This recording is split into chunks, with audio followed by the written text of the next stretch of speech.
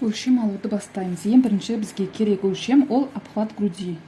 Міне, кеуде айналымын осылай айналдыра өлшейсіздер. Қатты қыспайсыздар мына жерде, қатты бос та болмау керек. Міне, обхват груди, міне, ОГ деп белгілейсіздер. ОГ менде 58 баламды. Оны сразу 2-ге бөлесіздер, міне, 29 жартысы.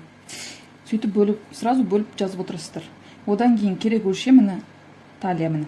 Кіндіктен жоғары бізде талия, міне. Міне, осы жерді айналдыра өлшейміз. Оны оты деп білеміз. Оты 54, жартысы 27. Осылай сразу жазып алам. Одан кейінгі керек өлшем, міне, бедра бізде, міне. Бөксе айналымы.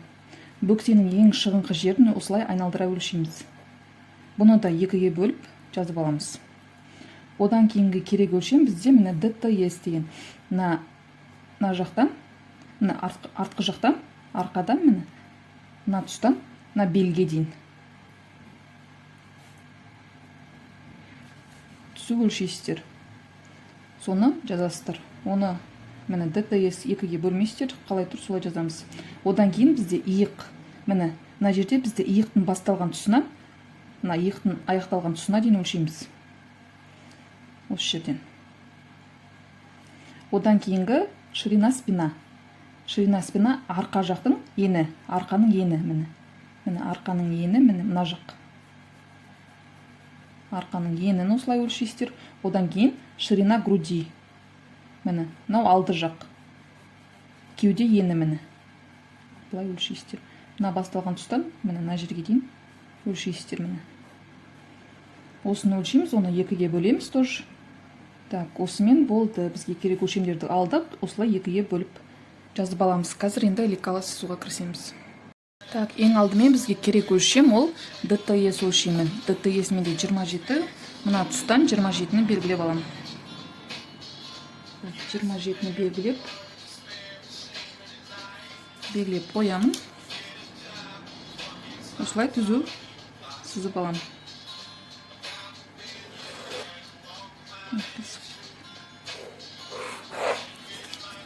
Бұл бізде талиямыз.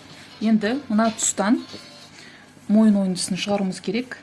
Қараңыздар, төменге қарай 2 см түсеміз. Стандарт 2 см түсеміз. 2 см белгіледім. Ал мына жақтан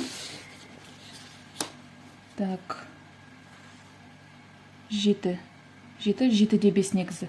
7-8 стандарт размер. Бірінші, екінші кластарға 7,5-8 см негізі нормально. Стандарт осылай белгілейміз. Осы екеуін қосамыз. Осылай плавно қостық. Енді бізге иықты шығару керек. Так, шипы менде. Иықты қанша дедім мен? 7,5. Мына тұстан қазір 7,5-ді белгілеп аламын. Осы жерден 1,5 см түсеміз. 1,5 см түстім. Енді осы нені қосамыз.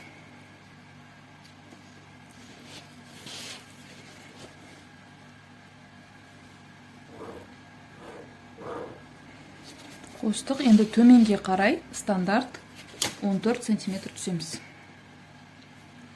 Так, төменге қарай стандарт мені 13-14 см түстік. Осы жерді белгілеп аламын. Так, осы жерге біз обхват грудиді белгілейміз. Бұл жердің формуласы ОГ бөлу 2 плюс 3. Так, менде обхват груди жартысы 29 бөлу 2 плюс 3. Сонда менде шығады 17-де 5. 17-де 5-ті осы жерден белгілеп алам. Мені 17-де 5 мына жерге келіп тұр. Осылай сызып аламыз. 17-де 5. Енді мына тұстан бізде 14 см шықты ғой. Осы тұстан дәл ортасын тауып аламыз. 7 мені. Осы жерге ширина спина белгілейміз. Ширина спина 14-де 5. 14-де 5 менде жартысы. Так, осы жерден 14-де 5 тауып алам. Міне мына жерге келіп тұр. Белгілеп қойдым. Енді осыны қосатын боламыз. Мен осындай линейкамен қосамын. Сіздер линейка жоқ болса бұндай қолмен қоссаңыздар да болады.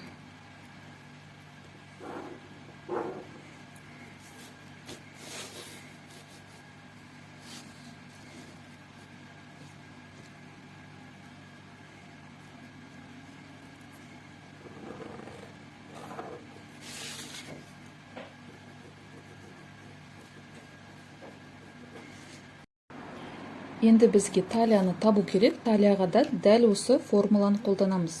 Мына бүксеге де, белге де, мына кеудеге де дәл осы формуланы қолданатын боламыз. Так, оты бөлу 2 плюс 3. Бұл жақтағы формулада дәл сондай. Так, менде 16-да 5 шықты. Осы жерден белгілеп аламын.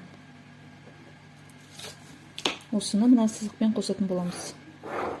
Төменге қарай стандарт 14 см түсеміз.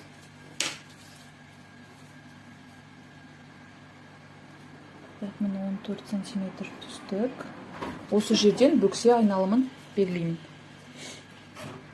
Так, бұл жерде де формула дәл жаңағыдай. Менде 18-де 3 шығып тұр. Осы жерден 18-де 3-ті белгілеймін.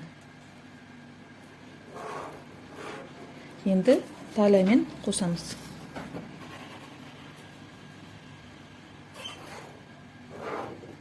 Осы аралықты қостық. Енді бізге вытычка салу керек. Так, вытычка салу үшін мына жақтан 7 см белгілейміз. Жоғары қарай 7 см. Белгіледік.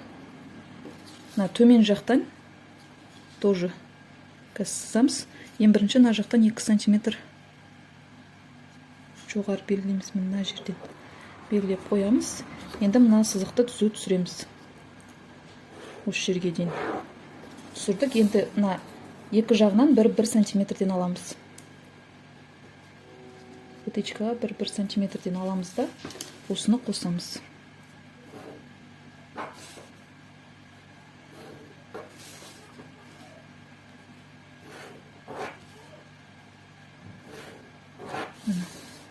Қостық.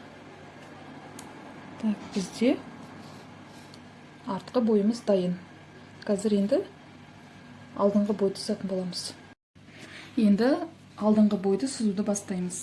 Так, қараңыздар.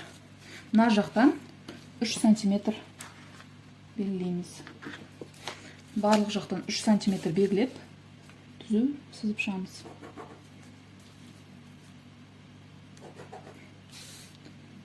Бұл бізде түйме салатын орын болып шығады.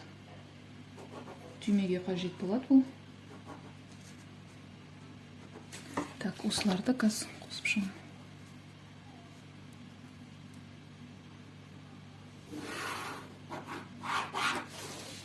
3 см белгіледік мына жақтан. Енді бізге ДТС өлшем. Бізде қанша болды? 27, артқы бойда 27 деп белгіледік. Мына жақта да дәл соны белгілеп аламыз. 27 бізде бұл талияның орны. 27. Осы белді қазір сызып алайық, бел сызығын. Сызып алдық. Енді мына жақтан біз мына тұстан оңға қарай 7,5 см.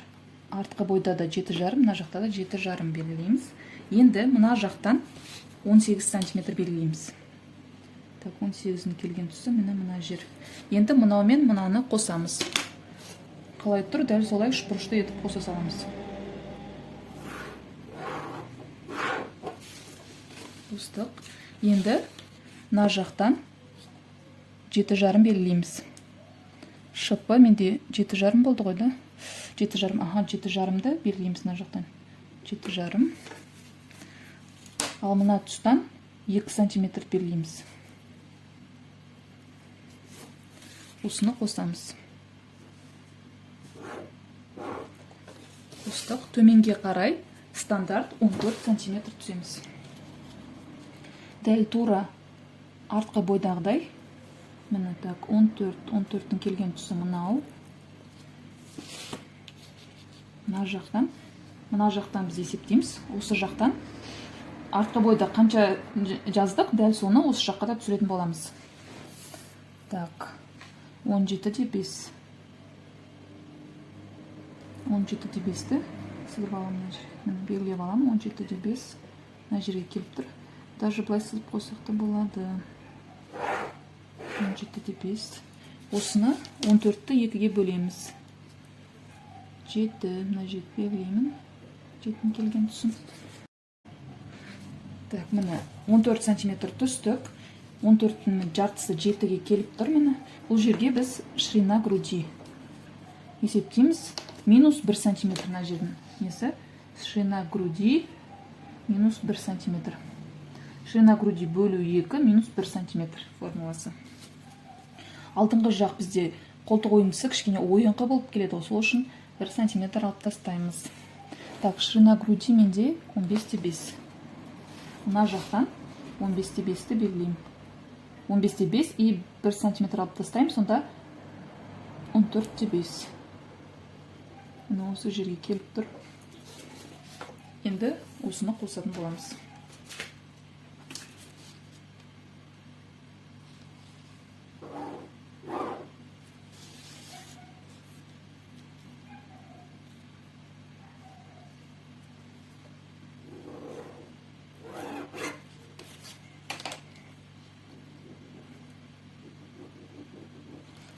Қостық. Енді бізге белді табу керек. Белді артқы бойда менде 16-да 5 болды. Мына жерден де 16-да 5-ті сызып алатын боламын. Бел мен мына тұсты қосамыз.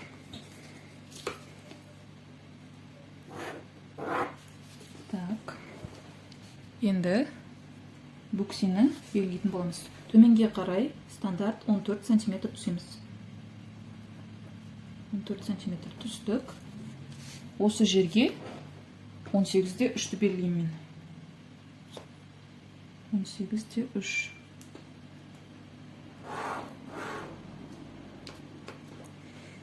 Он 18-де 3-ті белгіледім. Талиямен қосамыз. Енді вытычкасын саламыз. Мына жақтан. Так, 7 сантиметр. Жоғары қарай тоже 7 сантиметр. Так. Төмен қарай 2 сантиметр болды. Астқы бойда. Мынада тоже 2 сантиметр. Белгілейміз де. Мына сызықты төмен түсіреміз. бір жарым емес, 1 сантиметр. 1 сантиметрден. Вытычка береміз.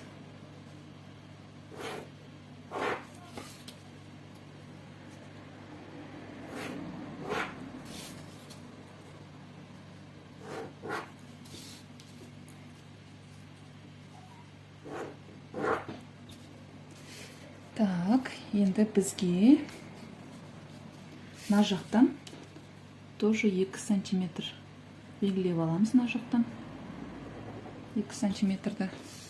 Ал мына тұстан, мына жақтан 4 сантиметр белгілеймін. 4 сантиметр келген тұсын белгілеп қоямын. Енді мына сызықты түзу түсіреміз. Түзу түсірдім. Енді қараңыздар. Мынаны бұлай қосатын боламыз.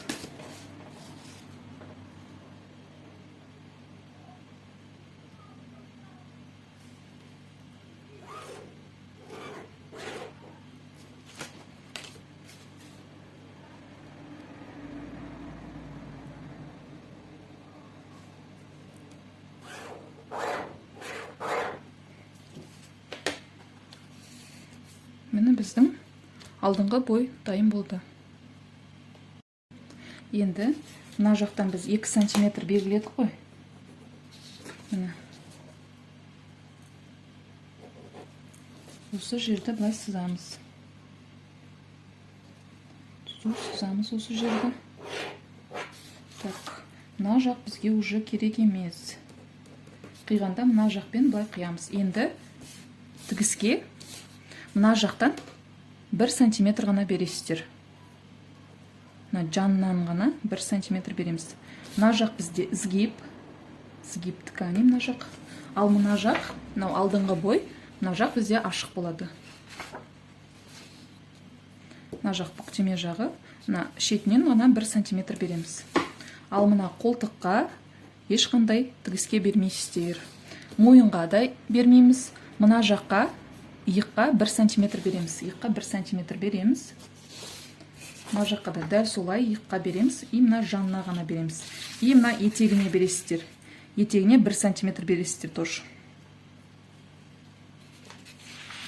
Осымен лекала сызуымыз аяқталды. Енді пішуге кірісеміз.